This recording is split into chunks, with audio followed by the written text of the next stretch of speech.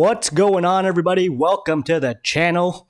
My name is Owie, and today we're going to be reviewing Game of Thrones Episode 3.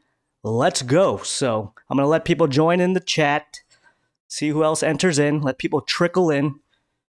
I'm calling my bannerman. I've sent the ravens out. We'll see if the call is answered. But I'm going to wait for more people to come in. Man, what episode, right? I love having Game of Thrones back. Let me tell you, right off the back, I love having Game of Thrones back. I love talking about it after each episode. You know, you get the texts from your friends. Oh, did you watch it yet? Did you like this? What'd you think of it? I hate this asshole. I hated this. I love this. I love that. I love it. I love that hype. Like back in, I think when my friends finally caught up to me, it was like in season 6 or something. So it was like week to week, we just speculate what the hell's happening, discuss. Those were fun times. And then, of course, season 8 came out, and we know what happened next. Yeah, we were all lost. We were all confused. And we were all disappointed. But it is what it is. House of the Dragons. We're on episode 3, and I'm having a damn good time. I'm looking forward to each Sunday. Kane Corso in the chat already says, Damon is the truth. Damon is the truth. Damon is the truth. We'll get to him in a little bit.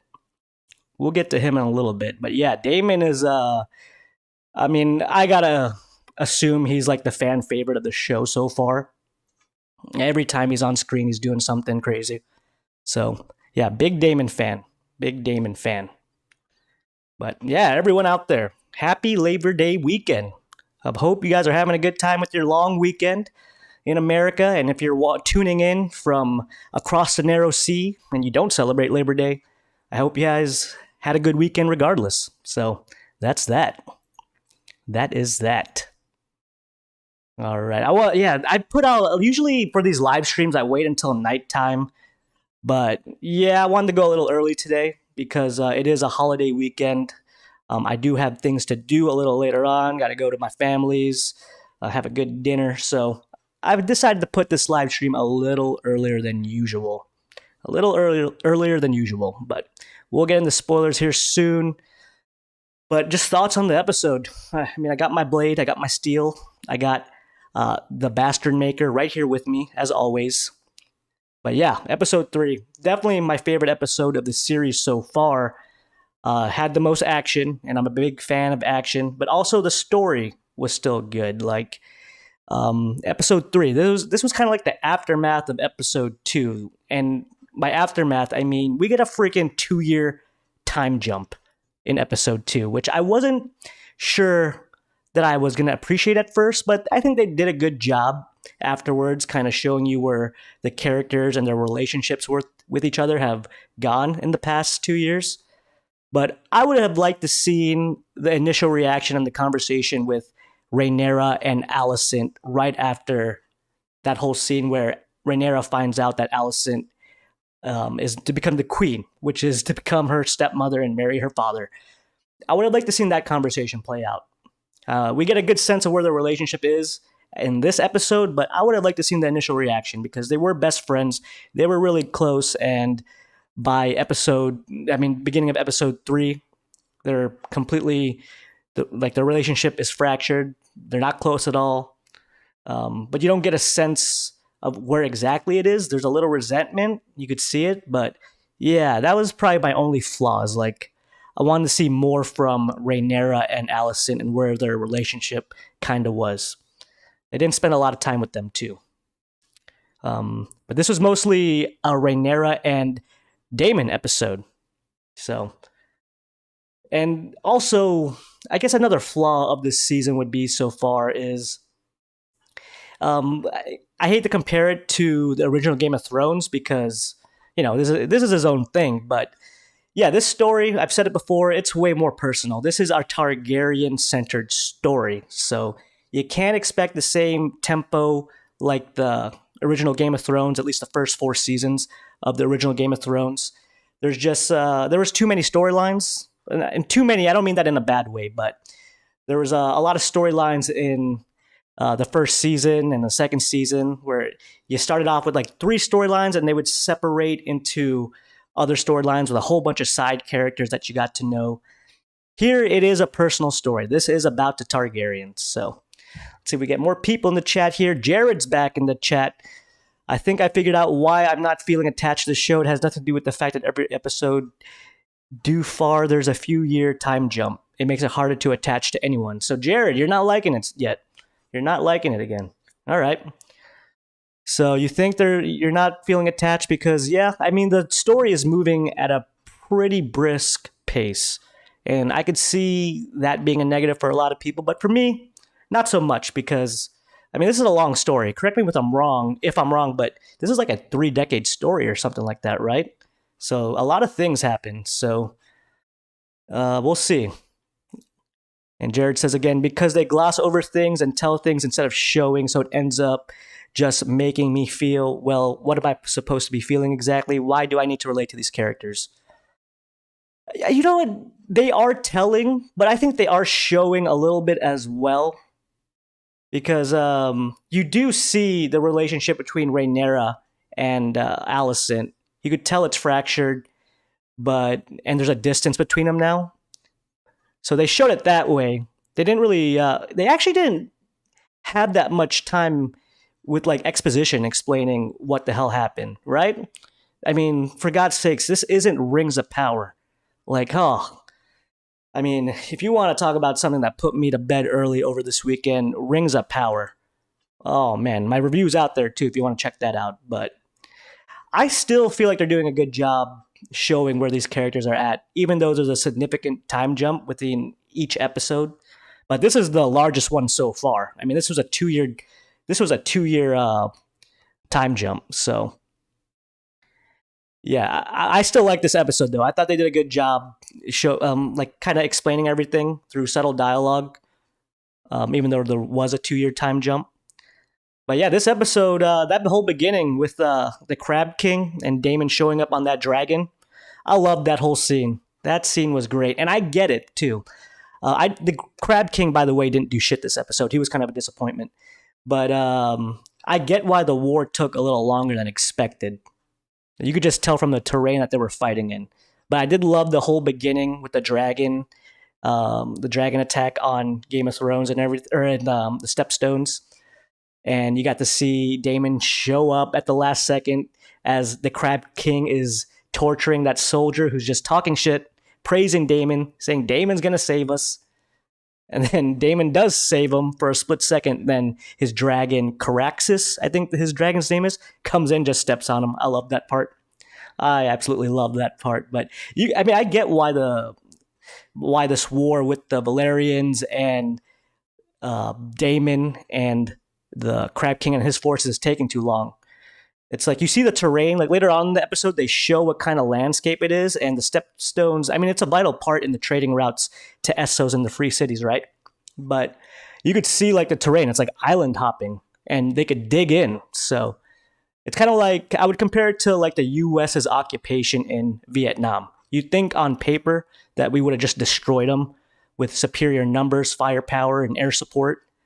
But you know, when you have home court advantage and you know the terrain, you know where to hide and do little attacks here and there, you could see why this war took a little longer. But Jared says, yeah, you have a fair point. As time jumps, it ends up glossing over past character arcs and stories and giving audience enough time to get attached to the characters because we don't get to see, you know. Yeah, I could see that. But I think, like I said, I think they do a good job. I think they do a good job. And I mean, talk about Viserys, man. I mean, we were making fun of him last episode because he, is a little soft. He's kind of a coward when it comes to making decisions. He's a little indecisive and lets his council and the gods and all that make decisions for him. He doesn't just go on instinct. But say what you want about him, the guy can produce. He can produce an heir because he's 2 for 2 with Alicent, right? He had a baby the first year, and then bam, another baby. I believe the daughter's on the way, like right after. So he's 2 for 2. He's got a strong seed. And Alicent, man, poor girl. She's only like 17 here. She's already got 2 kids. And look how happy Viserys is with little baby Aegon. What is this, Aegon the Third or something? which is, Aegon, named after Aegon the Conqueror, the Targaryen that took over the 6 kingdoms of Westeros. Not 7 kingdoms, because Dorne wasn't part of it yet. But yeah, Aegon. So many names are reused for a lot of characters, especially another Aegon, Aegon the Sixth, who we all know, I'm sure you guys all know as Jon Snow. Jon Snow. He's Aegon as well. Jared says again, I'm looking forward to episode 6 because early critics got to see the first 6 episodes, and they said by episode 6 they replaced most of the actors with new actors playing older versions of them. Yeah, I knew that was coming. Because in the trailers you saw older Rhaenyra. So I knew there was going to be a time jump, which, man, I'm growing attached to the actress that plays Rhaenyra. I'm going to miss her.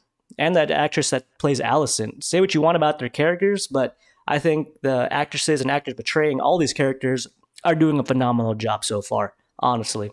I don't think there's one weak link in the cast so far. I'm enjoying all the performances. So I am going to miss young Rhaenyra and young Alicent when they replace them.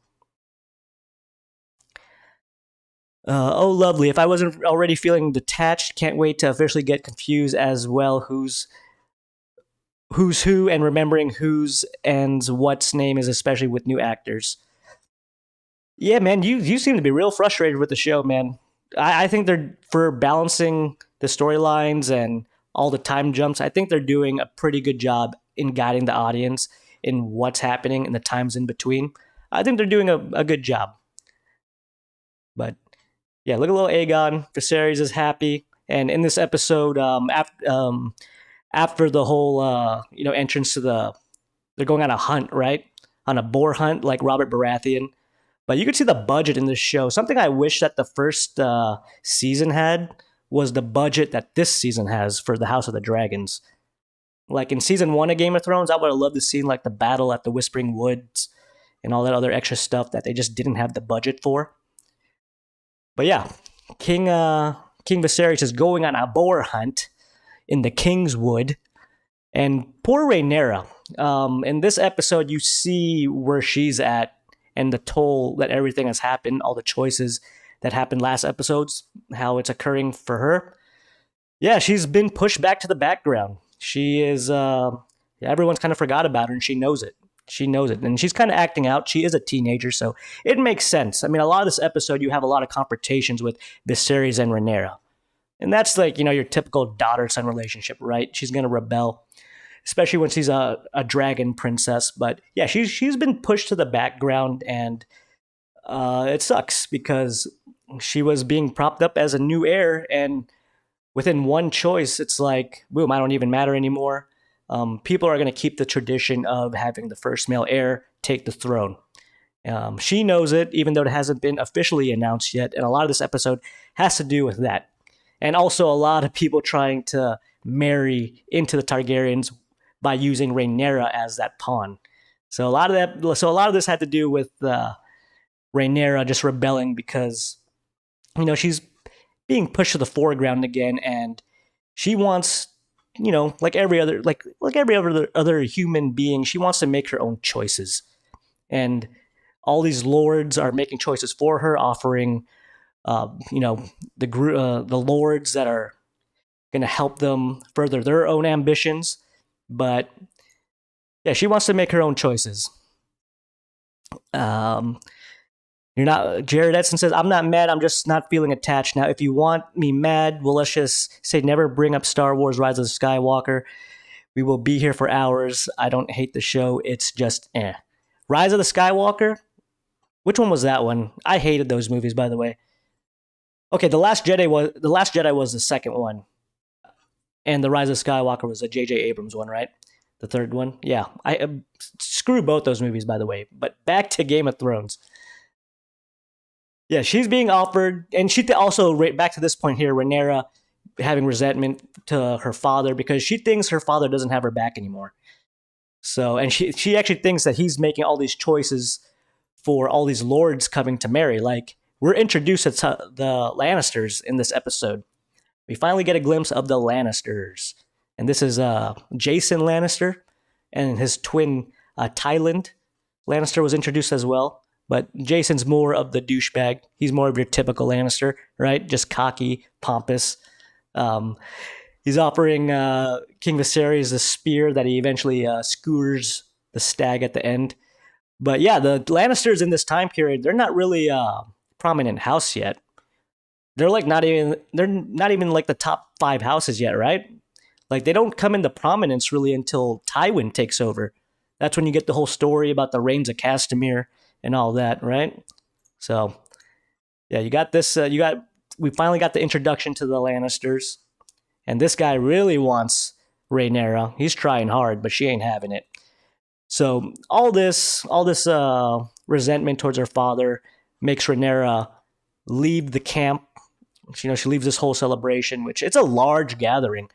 Like there's a lot of people just joining in with the king in this hunt, which he doesn't end up hunting a boar. They actually tell him that there's a stag, a white stag, and usually the white stag is a good sign, especially for Aegon, And if he truly captures or kills the white stag, then Aegon is really meant by the gods to be the true king. And look at little baby Aegon. He's got the baby dragon toy. Look how happy he is. Oh man, it's gonna be a rough future though. It's gonna be a rough future for baby Aegon. But yeah, Rhaenyra ends up leaving the camp in a form of rebellion. She just wants to be alone. She's acting out. She wants attention. And then Sir Criston Cole of the King's Guard, he goes chasing after her. Oh, by the way, this guy right here. Do you guys remember the crippled in that episode? The cripple in that episode, Larys Strong. He's gonna play a role in things to come. Like, there's a reason why we focused like a minute or two on his character. Like he was in frame and then he joins the ladies because he just wants to sit down, but really he's eavesdropping. So yeah, this character right here, he's gonna pop up again. But back to Lady Rhaenyra, Princess Rhaenyra Targaryen, Criston Cole. She goes running in the forest. He goes chasing after her, and they have like a bonding moment where she learns a little bit more about his upbringing and how he was just like a commoner. He was just like a working class dude, was good in battle, and a lot of his good fortune has to do with her. They're bonding. There isn't any like romantic tension yet, but you could see that they're building a base for that in the future. But that was good. Jared Edson says in chat, did you notice 2 of the king's fingers are missing because the pinky got infected in the second episode? And only I'm curious about is why the throne injury, or the only thing I'm curious about is why is the throne injuring him a lot? Yeah, I actually didn't notice that. That's a good call out right there. I did notice that he looks older. Like everyone looks a little older. You could see his hairline receding a little bit, but yeah, that was a good subtle way of showing that the effects of the throne and all those injuries are still having a toll on King Viserys. But yeah, the Maesters save, you got to learn how to sit on that throne. And the rumor is if you're not a worthy king, that throne's going to hurt you. But there have been plenty of unworthy kings like Joffrey. I mean, Joffrey never got a scratch sitting on that thing, and he was the biggest douchebag to ever exist. And Tommen, you think he was a worthy king? But yet the throne never injured anyone in the main TV series. Yeah, I was just saying that. So that's the only thing that's intriguing to me. Yeah, maybe they smoothened it out. They got like a blacksmith soften the edges because hey, we can't have this throne killing our damn kings. All right, soft up the edges, and let's move on. But what's next? After the Criston Cole scene, what do we got? Here we go, the stag. So, of course, there was more scenes in between, right? Like, there was more political maneuvering by all these lords offering Viserys their hand in marriage for Rhaenyra. And Otto Hightower, man, he's 10 steps ahead of everybody, right? He knows that Rhaenyra and him naming her the heir is still a big issue. And he doesn't want any conflict within the Targaryen dynasty. So he sees things coming, and he says, you should wed your 2-year-old son to Rhaenyra. Why not? Incest has been a normal thing for the Targaryens and a lot of lords and houses in this world. So, yeah, have your 2-year-old daughter or son marry his 17-year-old stepsister. Freaking Otto Hightower, man. I mean, in the scheme of things, it is a smart play. It is a smart play because you keep it in the family, as terrible as that sounds, and you don't have to worry about Rhaenyra rebelling. They can rule together. So that's Otto's proposal, but the king ain't ready to hear it. The king ain't ready to hear it. So that was his proposal. Otto Hightower. He has a lot to do in it. He also has a lot of influence on Alicent. Like everything Alicent does is because of Otto Hightower. Like everything she's done. Why she continues to be so loyal to her own father, who's just using her like always, when she's the queen. She has a higher stature than Otto Hightower, right? Or maybe because he's hand of the king, maybe not so much, but like I don't know why she listens to him so much. She must love her house so much that she's willing to do anything to see it rise in prominence. But yeah, Otto Hightower still scheming, and there's a lot of people, still offering his other lord that came up to him, that always gives him good advice. He said that Rhaenyra should marry Laenor Valerian, who is seen later in the episode. That would be a smart choice too. You got to show the Valerian some respect. But the king is also informed that there is a white stag. I think we went over this already, right? The white stag. So when he does find the stag, it's not the white stag. It's just a regular stag that they capture for him, which he can't even capture his own game. So is he a worthy king? Jeez. Come on, Viserys. He's just getting drunk and all he has to do is spear the stag, and it takes him 2 tries. I don't know if it's because he's hungover or he's stressed, but get your shit together, Viserys. I mean, you were given a friggin' perfectly forged Lannister steel, right? That spear forged in golden teeth in Castle Rock, and you can't even kill a stag in one stab. So yeah, he just keeps showing how weak he is. But that's kind of a metaphor, right? Like he couldn't get it in one go or something. I don't know. Maybe it's not a metaphor at all. Maybe I'm just reaching. But where is that picture here? Yeah, so the white stag, instead of going to Viserys, it goes to Rhaenyra. Like, is she the chosen one? And I do also like how this scene, how Kristen Cole was ready to just kill that thing. His first instinct was to kill that beautiful creature. He's like, I'm gonna kill this thing. But yeah, the white stag goes right to Rhaenyra. Symbolism for her being the rightful ruler of the Seven Kingdoms. So I like that scene. And also, I forgot to mention that a boar almost killed Rhaenyra. The boar that was supposed to be hunted almost killed her, and Kristen Cole ends up saving her. And then she stabs the boar, which earlier in the episode, she also says she doesn't want to take part in the hunt because the killing of a boar sounds too similar, like a child crying out. And it's kind of ironic that she ends up killing the boar. So that I forgot to mention that, but yeah, that was a good scene. And this was a good scene as well. She comes back to the camp as like a boss with a dead boar, and she just drops it down. Everyone sees this, so she gains a lot of respect from a lot of the lords. So that was a good scene.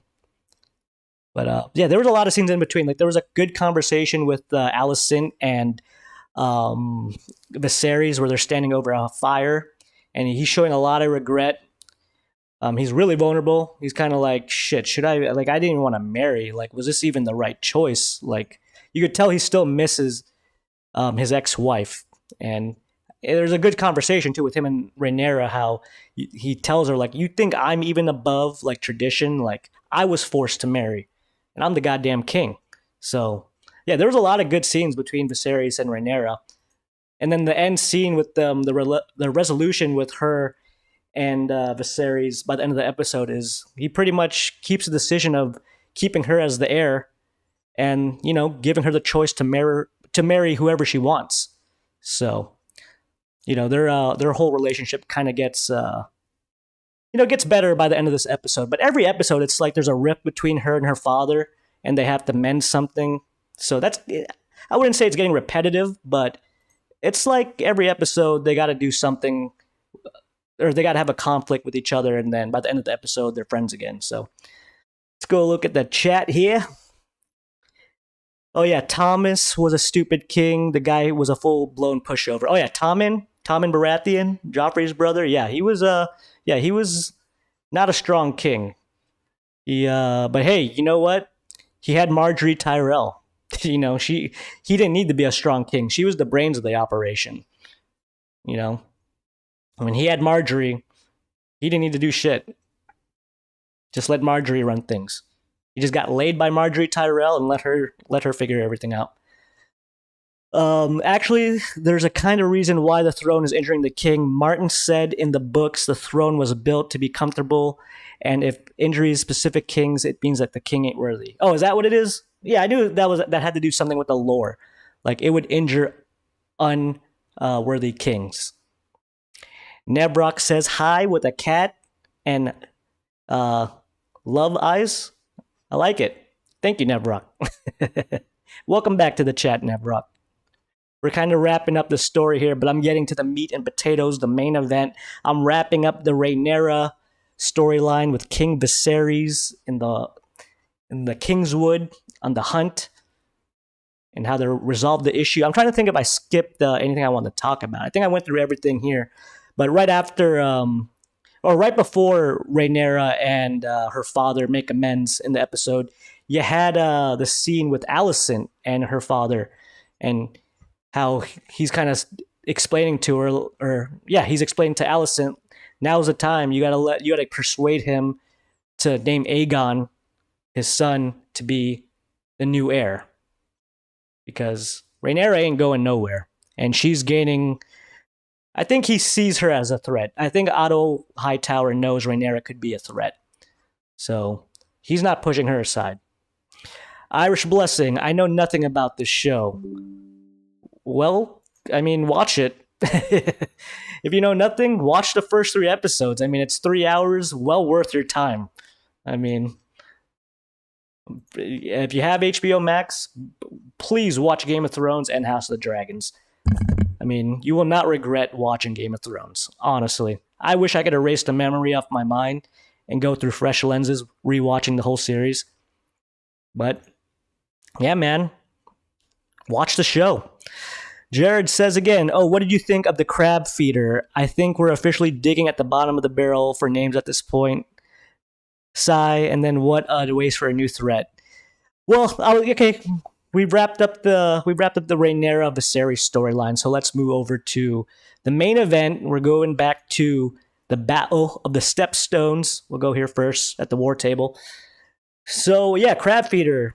I mean, 3 years. It was a 3-year war, right? And like I was saying earlier, I knew it was going to be resolved in one episode, and I knew Crab Feeder wasn't going to be anything. They just need to build up a side villain. But I was surprised that it actually took 3 years, and I was comparing this whole battle to Vietnam. You know, on paper, it looks like Valerian and Daemon had superior forces, like in Vietnam, had superior numbers, superior firepower, and air support. But when the terrain is the way it was in the Stepstones, it was like really rocky terrain, island terrain. You could see why it was a little harder for them. Like you couldn't use your full naval fleet in full force because of the way the landscape was. So I liked how it made sense that the war took a little longer than they expected, and their morale was kind of down. Actually, I think they might have even been losing. But also, Alicent, I forgot to mention this, she also convinces Viserys to make amends with Daemon and Valerian and the Valerians to send, ships to help him out in this war, because everyone knows that this is a war. There's a big the war going on. And also, I didn't mention this in the beginning of the episode, shame on me, but of course, Viserys, being as soft as he is, he refuses to get involved in any of this. So this whole 3-war ordeal with the crab feeder has been going on. The king and his forces have not been involved. This has all been isolated just to be about the Valerian and Daemon's forces against them. So the king hasn't got involved at all. He's just afraid to do anything that would make anyone unhappy. Viserys is just a people pleaser. He refused to get in any conflict. We all know him. He's soft. But Alicent finally convinces him to send the envoy to the camp where they're battling. So Valerians, man, they're pretty cool. I gotta say, they got a cool sigil. They got a cool sigil, man. The seahorse and the sea snakes, that's a cool nickname. And Damon's nickname, the Rogue Prince, man, that's a top nickname right there. I mean, there's a lot of characters with some awesome nicknames. Kingslayer, King of the North, Mother of Dragons, the Imp, the Hound. Add Rogue Prince to that list. That's such a badass nickname for Damon. But I did like this whole scene, and this guy right here on the left, Balin Valerian, was kind of talking shit about Damon, but they all got it. Like this guy right here, this is Laenor. So this is Laenor, the oldest son of Corlys, who that one lord was offering to marry Rhaenyra. That'd be a good choice for her. And at least he's not a kid, all right? At least this guy looks like he's over 18 years old, or over 15 at least. Jesus, all these kids being pimped. At least this kid's actually full adult, so, or at least a teenager of age for Rhaenyra. But yeah, he's a dragon rider too, because you got to remember these Valerians are half Targaryens, right? They're Rhaenys. Rhaenys is the mom, so they're dragon riders as well. So it's not just Daemon flying around out there. We got more dragon riders here. But I like this whole scene. Morale is down. Daemon is in the background, just roasting the stepstones with the pirates. So Daemon's been fighting his ass off. So when they come over here, they're kind of, this guy over here, Balin, he's kind of, pissed off, and Laenor calls him the master of complaints. I like that a lot. But yeah, I like this whole scene when the envoy comes from the king and Daemon receives the letter from the king, and it's, help. They're sending 2,000 ships. Daemon, without hesitation, puts the note down and just beats the shit out of the messenger. He's so offended because this was Daemon's time to shine. This was Daemon's worth, or Daemon's show to prove that he's worthy. So he knows if he fails, the whole kingdom, man, they've always been against him. The council's against him. All the high lords are against him. So this was a chance to prove his worth. So when he gets that letter from his brother, it's kind of an insult to him because it's been 3 years and you guys are losing, or on the verge of losing. So yeah, I like that scene. He just beats the shit out of the messenger. And then the next scene, he's like rowing a boat. And I wasn't sure what he was doing. At first, I was like, shit, is he leaving? Is he just over this war? Is he abandoning it? But no. Daemon is a fucking madman at the end of this episode and goes on a one-man mission. Or he goes by himself to the crab feeder home base or whatever, right? But I'm going to take a break here and let's check out the chat, see if anyone has a question. We got Edson, did they set him up in the last episode and killed him off in this episode? My reaction to that was a waste, but that's just my opinion. The crab feeder, yeah, he didn't. It would have. I mean, there was a chance to show him do something. That was the 1v1 Daemon, but I'll get to that in a little bit. But like I said, Daemon is a damn madman. Where is that? Where is that wild cat? I don't know where he is. There he is, right here. So this is before he rushes the damn. Crab King's army. He fake surrenders, throws on a white flag and everything, which I knew he was going to do. It's like, you really think Daemon's going to let himself get captured? But he puts the white flag. They think he's surrendering, and he ends up killing a good portion. I mean, he goes to town. He's a skilled warrior. He's suicidal, but he's a skilled warrior. But he's out to prove his worth. And he ends up killing like a bunch of people, a bunch of the soldiers, the Sepstone, or the pirate soldiers, the crab feeder's Ben. And there's arrows flying at him, and you just got to suspend your disbelief because there was a shit ton of arrows flying at him, and he didn't get hit till the very end. But I'm glad he got hit because there's no way he could escape that barrage of arrows untouched. But I did love that. It was kind of reminiscent of like Jon Snow and the Battle of the Bastards. I don't know why I did that accent, but the Battle of the Bastards, yeah, where Jon Snow just rushes the Boltons. It kind of reminded me of that. But that was a good scene. Of course, he's not alone. It was the plan all along, as Corlys looks like a badass right here. Look at him. He's got a badass axe, too. But yeah, they come rushing in. It's a full-on battle. We got people on the ground. We got dragons in the air. And I don't know why this plan wasn't conjured up sooner, because it seemed to work like a charm. I mean, with this plan, the crab feeder's army was decimated within friggin' 15 minutes, right? So yeah, maybe we just needed Daemon to go suicidal on him, but it worked. I mean, they're doing work. They got air support. You got Lenor on a dragon. You got Caraxes, Damon's dragon, doing work in the sky. And the crab feeder sees this. Damon's talking shit. And yeah, Damon finds the crab feeder. And this is like, as you were saying, Jared, this would have been time to show crab feeder do something. We just show Damon going after crab feeder in the cave. And then, boom, he walks out with half of the, or like a cleaved off portion of the crab feeder, which I actually liked.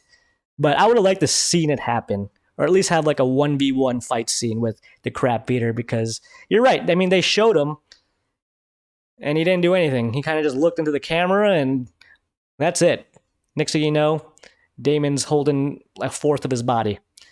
But yeah, look at this shot right here. This is such a cool shot. There's you can't really see it. There's crab feeder. That's when he brings his body out. But man, this was an awesome battle scene. I don't know if I'd put it in my top battle scenes or action scenes in Game of Thrones. I'd have to watch it again, but I thought this was excellent. It was so cool. And they're really showing Damon to be the highlight of the show so far. He's, I mean, if you go back and watch this episode, I don't think Damon had one word of dialogue this whole episode. He didn't have one word of dialogue. He just beats the shit out of everybody, fries everyone with a dragon. That's it. But we'll see how he's perceived by the realm right after this. So, is he going to win the favor of a bunch of lords and the people of Westeros? Because this was a big deal. I mean, they're going to sing stories about this. So, yes, is he going to become a prominent player for the throne again? Remember, he was the heir at one point, and he still has 2,000 men, which I don't know how much of his 2,000 men might have died in this 3-year period fighting the crab feeder and his forces. But yeah, this was an awesome battle scene. I dug it a lot. So yeah, that was a good. I mean, this was my favorite episode by far, just because I am an action fan, and that battle scene was amazing. I loved everything about it. So, and if you look at the preview for next week's episode, Daemon is going back to King's Landing. So we'll see how the king treats him. Will he pardon him for his ways of being the rogue prince and let him get away with all the shit that he's been doing, like stealing the egg, taking over Dragonstone? I'm interested. I want to see how he's treated when he gets back to King's Landing. That's going to be cool. So, yeah, this was a tremendous episode. I'd give it another 4 out of 5 O's. 4 out of 5, easy.